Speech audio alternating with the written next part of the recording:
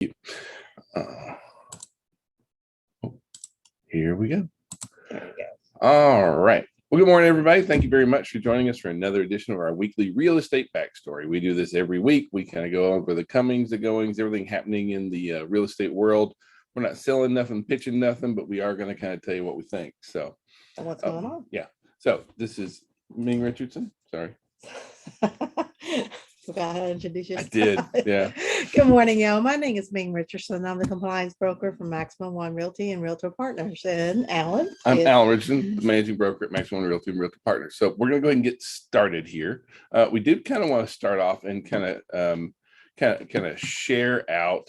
Well, we all live on coffee and wine for the most part, and turns out that actually there really is a big deal about coffee. And so, if you got a deal about to die, maybe you should just grab a cup of Joe, because it turns out that caffeine is it's really, really good at helping enhance problem solving your abilities. And so just an average cup of coffee has significant improvement on problems. And goodness knows, in real estate, we are probably going to have some problem solving opportunities. So the whole Lord give me coffee to change the things I can and wine to accept the things I can't could not be more true, it turns out.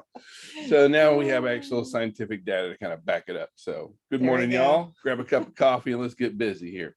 We kind of want to jump into there's a growing number of people who are starting to Google, is there a housing bubble? That's it. And so for real estate agents, I want to make sure that you understand that this is like that big question, like when if you're going to reach out into the public, and you absolutely should be reaching out into your sphere of influence and into the folks that you know, and talking about what's really going on in the real estate market. And is there a housing bubble? Is housing going to crash? Is it going to come flying down? Is this 2006, 2007 all over again?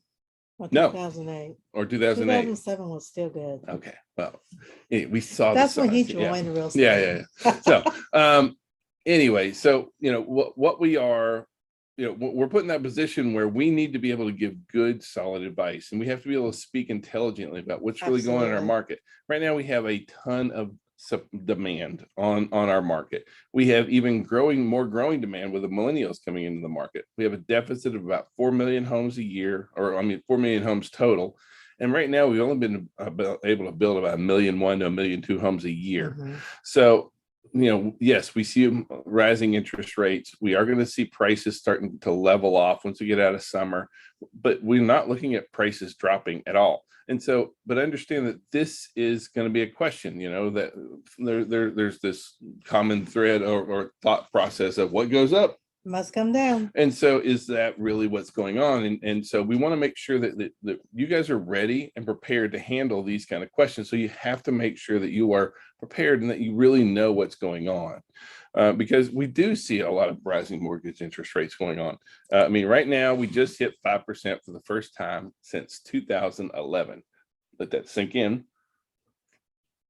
So 5% is a big deal. Now we don't really see it probably moving a lot past that, and I'll explain why. Yes, 5% is a big deal. In the grand scheme of things, though, 5% is really not that. And not it's that crazy. Not a crazy deal, because if you look at it, we have been truly have been spoiled during downturn market to see interest rate 3% and below. Yeah. And as we have predicted earlier last year, late fall and winter last year, that interest rate is coming up. So but have we thought it would jump 2 points? No, we didn't think it was going to be aggressively jump in 3.5 months and 2 points, but it has. Yeah, it's up about 1.5 points right now. So, but where's that really going? And so I want to show you a couple of different data points that we have seen going on. And so what you'll see here is the average, and this is why we say, listen, mortgage interest rates don't follow the federal funds rate. Well, it follows the 10-year treasury. And so you can see that in yellow or in gold on the screen, you'll see that is what the average 30-year fixed mortgage rates are running. Now, matching that in blue is the 10-year treasury. So as the treasury moves, so moves interest rates. Now, one thing that you can notice is that how much higher the 30-year fixed mortgage rate is over the 10-year treasury yield. And so what we're seeing, and my take on this is we've seen a lot of lenders kind of hedging their bets. They know things are going up, and there's been a bit of a knee-jerk reaction. So you can see it has shot up pretty significantly over those same trends of what we're looking at that. And partially it's because that the bank also was for at one point and basically getting the loan from the government for 0 interest. And now, of course, the government is charging interest. And so therefore, all that 2%, 3% they were charging, they're basically upping and taking it up to where they're used to getting that percentage.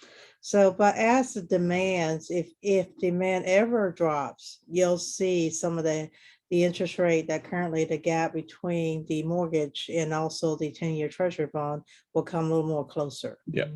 Now, the other thing that, so on one hand, I feel that the mortgage rate has outpaced the 10-year treasury yield. But we have another economic indicator, and I'm not trying to get super techie here, but just understand that we have the 2-year treasury yield as well as the 10-year treasury yield. And so in the past, when the 2-year treasury yield has peaked, meaning the 2-year treasury yield meets where the 10-year treasury yield return is, that normally indicates that mortgage rates are going to be tapering back off. And so if you look at what happened in 2006, when the 2-year treasury matched the 10-year again in 2018, 19, right in that range, when those two things meet. And so you can see that right now, we are about to have the 2-year treasury meet the 10-year. And so that is kind of an indicator that in the past, and so do I still see mortgage rates rising? I do see them, though, rising at a slower pace. I don't see them keeping this, aggressive, quarter point, 1/10 of a point every week kind of thing. I don't see us being another 2 points by the end of the year, another 1.5 by the end of the year kind of thing. I just don't really see where there's room for that to go in there. Yes, I know that they're going to raise the federal funds rate, and that is going to have some kind of an impact on the 10-year treasury. However, we're already over where we really should be. So just kind of my crystal ball says, don't freak out about it. Mortgage rates, where I think we've kind of seen the biggest part of the jump. Now, that being said, whatever happens in the world happens in the world. But as it stands right now, I think we're going to be looking at it kind of in that 5% range, maybe into the mid to high 4s and up into 5.5. I really don't see it going past much 5.5. Okay. But that, again, opinions like armpits. Everybody's got one. Most of the time they stink. But this is kind of what my tea leaves kind of indicate that we're looking at moving forward. Kind of. Now, one other thing that I do want us to kind of be cognizant of, and really advising our clients. And so, fixed rate mortgages has been the thing that ever since the crash in 2008, that's been the thing that's really carried us. However, ARMs are back. And so ARMs are one of the things that, in my humble opinion, kind of got us to where we were. We had a lot of folks that had adjustable rate mortgages in the early 2000s.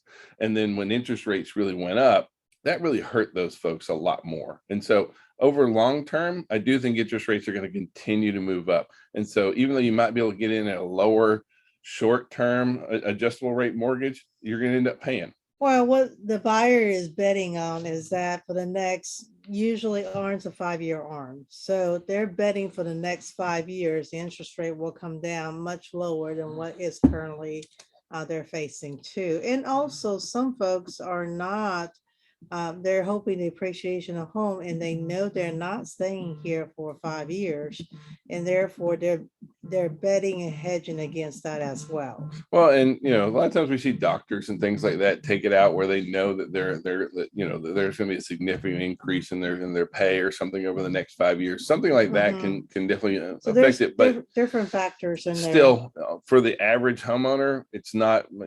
I worry when I see ARMs really the popularity of ARMs going up, because that was one of the biggies that happened to us in 2008. Now, at the same time, we still know that it is still a seller's market.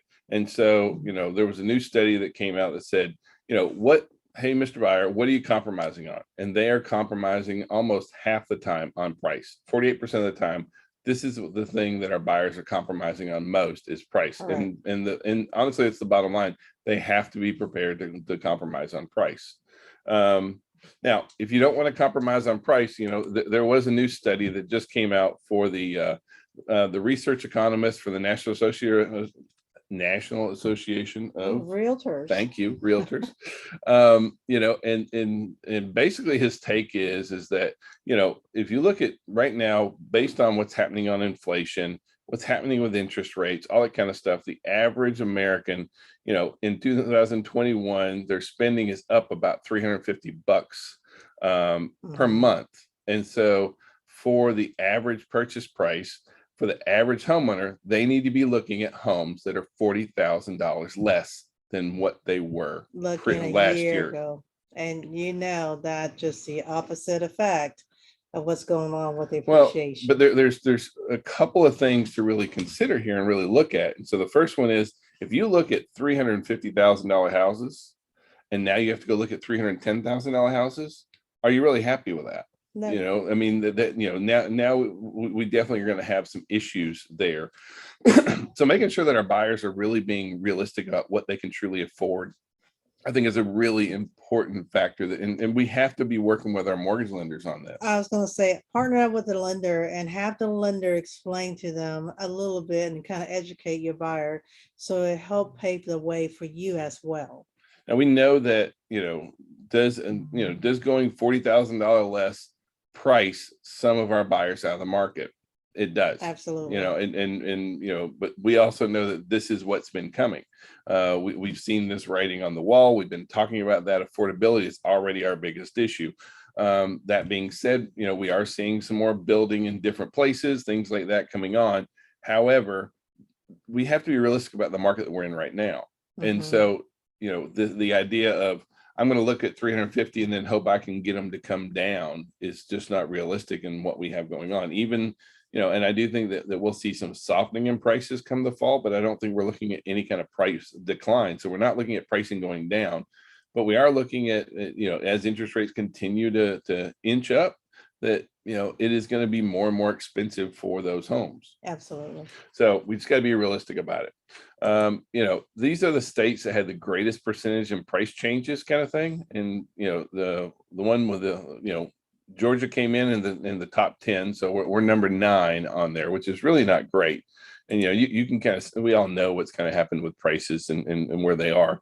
Now, there is a, you know, they also released a study of which cities in around the U.S. are the most likely to see the biggest property declines. Now, please don't look at this and think that this is property declines, because what this isn't property declines. This is the amount of decline based on the amount of appreciation. So like in Miami, where they're looking at you know 19.5% down.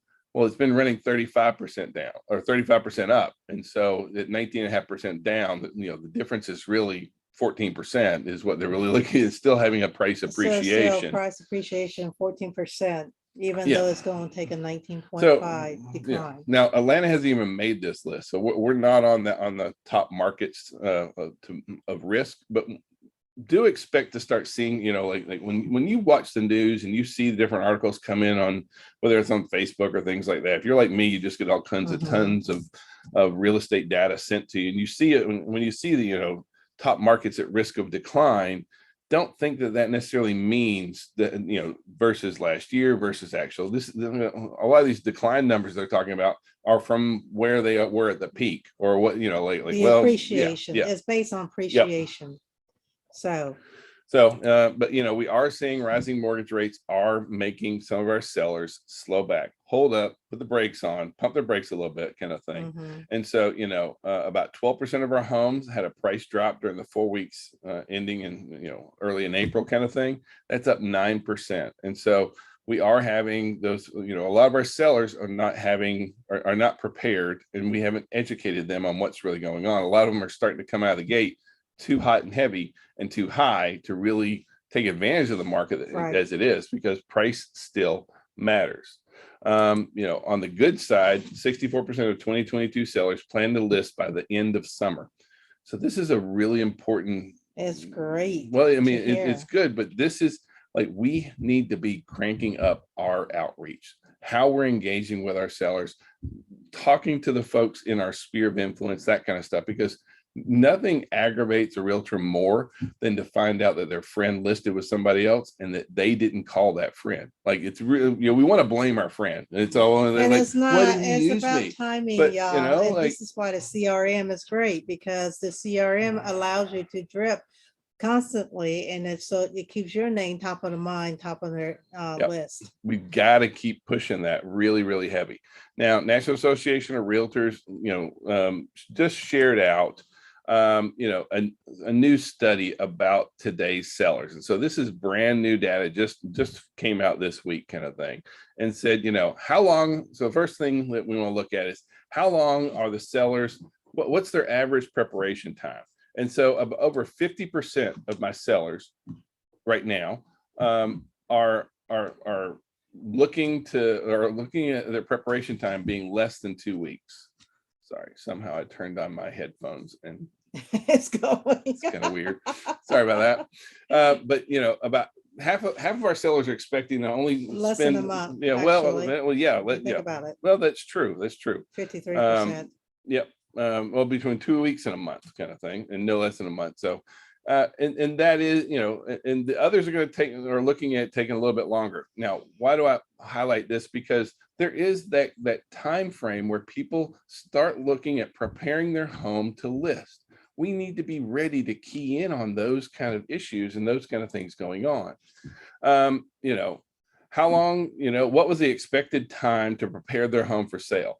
Over 60% of our sellers say it was actually less or about the same amount of time as what they expected it really to take. And so that's a really good sign that it wasn't as big of an ordeal for our sellers to get their homes ready to list. In the past, it's always been one of those big deals kind of thing. And so, we do have about 40% of the time it takes them more than what they really thought. Those tend to be most time those are our first time sellers. But first time sellers are not making up the majority of our sellers right now, which I'll show you in a second. So what are the repairs that our sellers are looking at making and doing? And so first one is, light repairs, cosmetic, that kind of stuff, touch up paint. And then we move into some of the bigger things like painting all the inside, new carpet, new flooring on that kind of thing. Again, I bring these up because if you see friends of yours like heading to Home Depot, that's why. I mean, is that an indicator that they really are thinking about doing this? A lot of times they're going to reach out to us and talk to us about what should I do, what shouldn't I do, and we don't always do a really great job of following back up. If somebody says, "Well, I'm thinking about selling, I don't know, but I'm just come look at my house," and then it takes them a month or two, if you don't keep up, they're going to list with somebody else. So you've got to stay on top of that. I want to talk about the power of reaching out because, right now about, roughly 60% of our sellers have 1 to 2 agents that they consider when it comes time to sell a home. And this doesn't mean that this isn't the number of agents that they interview. These are the number of agents that they consider. And so about 60% of our sellers have 1 to 2 people that they know already. Well, but they think about, kind of thing. And so if you aren't reaching out and engaging, if you haven't built those relationships, they're not going to call you. And I know that I harp about, you should be on the phone, you should be talking to your clients about always everything going on. And sometimes it is about timing. Sometimes it could be somebody even nurturing, and the next thing you know, they live to someone else. And that's because it's a timing thing. And sometimes it's more than just that one person. It may be the wife as well, or the counterpart that has high influence over who is going to be listing their property. Happy wife, happy life. Anyway, let's see. What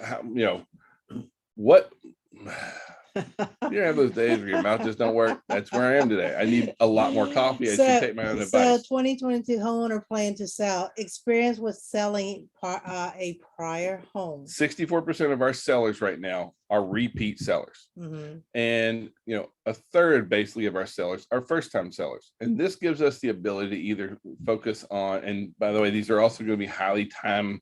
So a lot of our millennial and younger sellers are first-time sellers. So as you're targeting and looking at clients, if you want to go after the largest share of sellers, 2/3 of sellers, they're going to be folks that have previously sold a home. These are our repeat sellers, our move-up sellers. These are also probably going to be our Gen Xers, our baby boomers, maybe our Gen Y, but that kind of things along those time frames. So we need to understand who we're really looking at dealing with in there. Do ask the question, how long has it been since they sold last? Because the market 10 years ago versus today is two different things.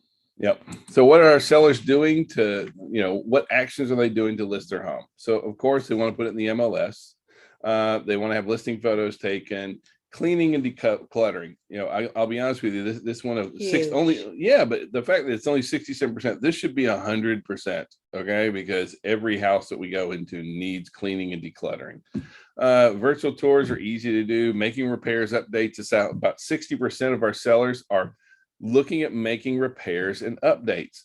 Now, that is in stark contrast to what we've seen previously, in that a lot of our sellers didn't want to make any repairs, didn't do it. 55% of our sellers are considering staging and thinking about staging. And that is really good. That's important. We need our sellers to be doing that. We want them to be thinking about those kind of things, because it really does make an impact on their home. Staging is not necessarily always going out and buy new products. Sometimes it's about recycling and replacing and reallocating a certain product. Yeah. And sometimes it just like getting rid of some of it. Sometimes, a lot of it is decluttering, or what I call streamlining. Now, why are homeowners planning to sell? And this is good for us to have good knowledge, but the majority of our sellers is because it's not meeting their space needs or their family needs, or that they want to take advantage of the current market. And so cash out. And so as a listing agent, if you're trying to attract more sellers, what should you be talking about on the internet? Money. I mean, let's just go straight forward. You should be talking about the returns that they're going to get right now, because that's one that, it's tied with the most important reason. We should make sure that we're talking about, the average appreciation, how much they can cash out by going through this whole process. Now, the other thing is, when homeowners plan to sell, what are the actions that they take in preparation for listing? So of course, we talked about this earlier, cleaning, decluttering, super important. Making repairs, another one. Talking to family and friends and asking real estate advice, researching out for their home neighborhoods and looking up, seeing how much their home is worth. All these are seller pain points. All these are things that we should be answering questions for before they ask them. And if we do have a client that ever asks us these kind of questions, our spidey sense should start tingling, and it should be, like this is the thing where if you really want to attract sellers, then you should be making sure that you are posting articles to your sphere, reaching out on social media, talking about how to make repairs, which ones to make, what are not ones, cleaning, decluttering tips and assistance on there, offering real estate advice anytime, offering how much your home is worth in today's market surveys and CMAs, that kind of stuff. Talking about time frame, what timing is, what's going on in the market. All these are super important, and we should really be focusing on dealing with these things if we really want to be able to reach out and engage with our sellers. Now, this one worries me a little bit, because this is our homeowners' expectation, especially when it comes to terms. And so about 42% of our sellers right now say, I want to list my home for more than it's worth. We find that to be a real mistake. Because what I can tell you right now, if you list just right at the market or just slightly below, you actually would get a lot of good qualifying buyers, if not cash offers, and over asking above price. Well, we like being right at market price. Because I don't want to be crazy low, because then we get so many offers, and then it's not a good experience for the buyer's agent. It's not a good experience for the listing agent. So, nailing that price is very important. But if you go too high, you're going to limit the number of folks who are really coming out and going to price your property. And right now, about 40% of our sellers say that they're planning on listing higher than they think it should be. That's not a good plan. And we need to talk about what's going on the market on there. About 28% will not pay for any repairs or improvements right now. And honestly, they haven't had to be. And so, the good part is that 72% of our sellers are okay making repairs and improvements on things found in the home inspection. About a quarter of our folks are expecting a quick close. And again, with the market, they can probably do that. About 20% will not accept any contingencies. And those folks are the ones who make it pretty persnickety trying to deal with those on there. Well, that's because, once again, misinformation. They want seller at the premium price, but at the same time, they don't want to pay that little something for that premium price. And that's where the issue. So for a lot of your smart seller, they're right now, once again, like Alan said, they are doing those repair prior to putting on the market because they want to show their property at the best light. If they don't, there's discount for not doing those things. Yeah. So, all right, we're going to jump over here into single family versus condo. And so there's a new study out that said, condos are actually a pretty decent deal. And so they broke down all the major cities in the US. And so Atlanta came in at number 33. It's not a really big deal. But basically what they found out is the average condo in Atlanta is 20% cheaper than the average single family home. And so we keep talking about affordability is a big deal. And is condos a better choice for some of our buyers? It may be. Absolutely. Kind of thing. Some of the buyers just don't want to deal with the yard and everything else. Well, and, because their work schedule is so hectic. I mean, I know that they may want single family, but, a 20% drop in pricing is a pretty significant, you moved into a whole different pricing tier when you do that. Too, with the condo, just make sure that your HOA, your monthly HOA is don't look at this purely at the sale price, because if the monthly HOA, it's like $120, they might want to reconsider looking at single family. Yeah. Now, unfortunately, rental rates are no safe haven for consumers right now. It's not like, hey, I can just rent out and I'll just weather this storm. There was some folks for a while kind of going, well,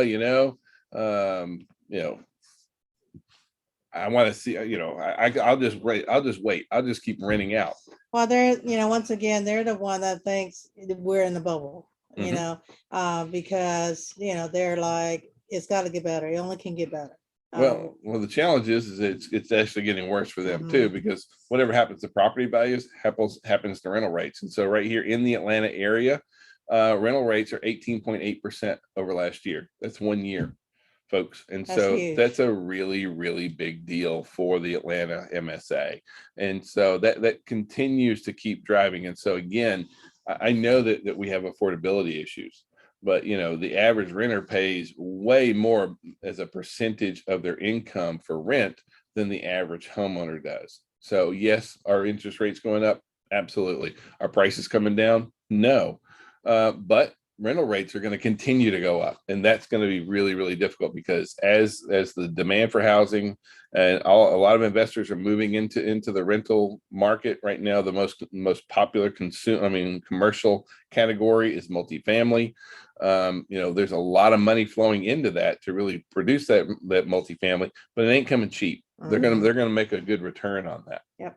Now on the building side, a good sign we've seen is that lumber is down. Lumber is down almost 40%. Thank goodness. Will it stay there? I don't know, because lumber has been basically a roller coaster. Yeah. It goes up, it goes down. And so, it did hit a peak of $1,700 per 1,000 board feet, but it's down now, which is still ridiculously high price compared to where it used to be, but it is better out there. Now, the National Association of Home Builders also released a new study for first-time buyers and ask a couple of interesting questions about bathrooms. And this is actually an interesting question between Ming and I, because we've had the same debate kind of thing. How important is having a shower stall plus a tub in the primary bath? And so it turns out that it is a really big deal, that for the primary bath, having, for me, I'm like, that big soaking tub is nothing. It's just We in the took ours way. out. We did take ours out. Now we have this, we have like a 7-person walk-in shower, which sounds creepy when you put it that way. But, like these are kind of things that are really important. Linen closet in the primary bath, private toilet in the primary bath. These are really important features. So as if you're looking to do renovations and think about it, if you're looking at different floor plans and what's really going to be really important out there, when you look at what are the really big deals, having that bathtub, like 22% of our first time buyers saying have a whirlpool to tub in the primary bath is an essential must have. And I just find that amazing kind of thing, because we all see that those tubs just collect dust, right? Well, but there are some people that use it very actively for therapeutic reason. Yep. So anyway, I just thought I'd share that. I thought it was some interesting information in there.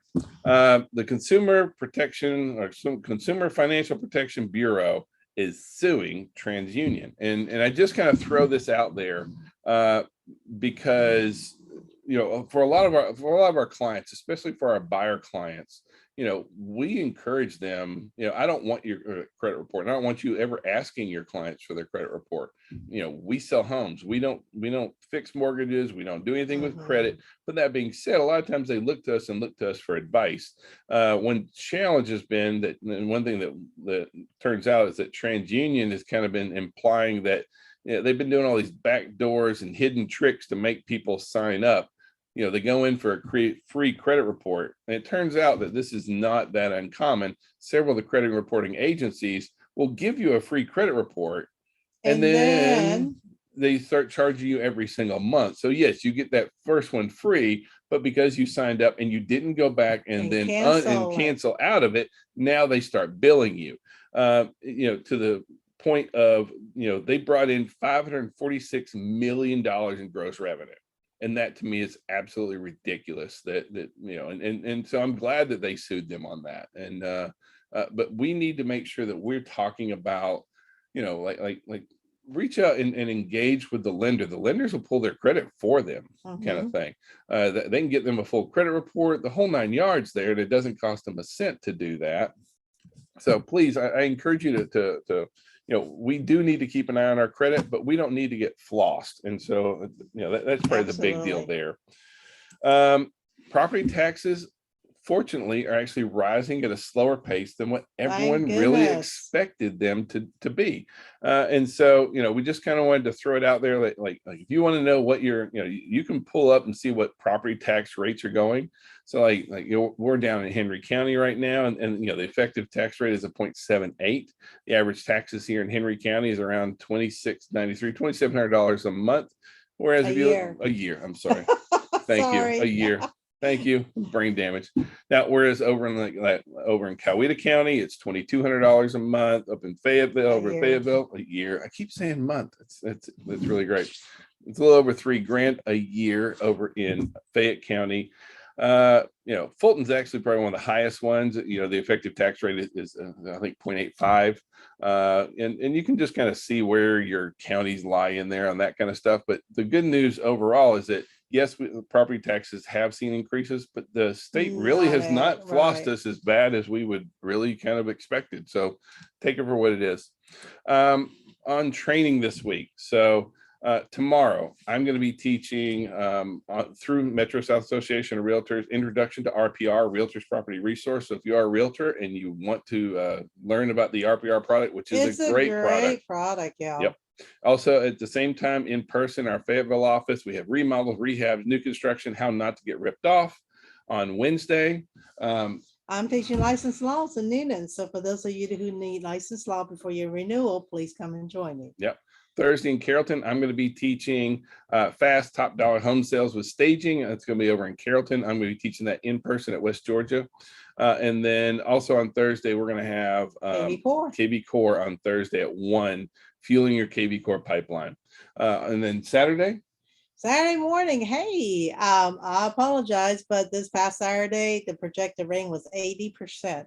And Southern Belle typically shut their farm down when it rains. So even though I know when I got up, the Saturday was kind of dreary, it was dripping. And so they didn't open up their field until later. So we're going to try to do strawberry picking this Saturday again. So meet me at Southern Belle at 10 o'clock. Yep. That's when they open. And some of us have already picked this past Friday because it's such a beautiful day and the office closed early. So we went at 3 o'clock this past Friday.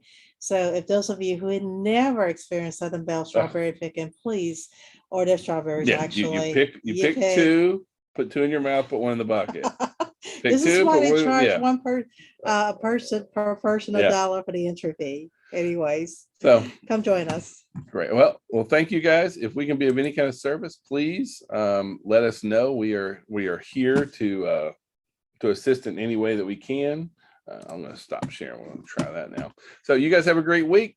Thanks, everybody. Thank you. Have a good day.